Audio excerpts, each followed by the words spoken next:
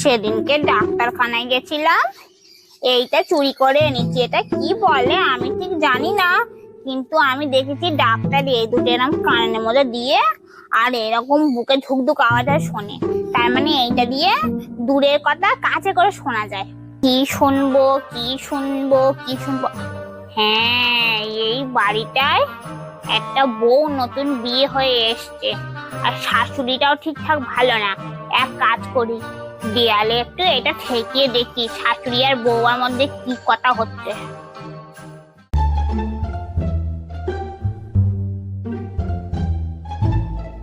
ও বৌমা শোনো, আমাদের পাড়ায় একটা মালতী বলে মহিলা আছে, বাড়িতে আসলে একদম ঢুকতে দেবে না, খুব বাজে মহিলা।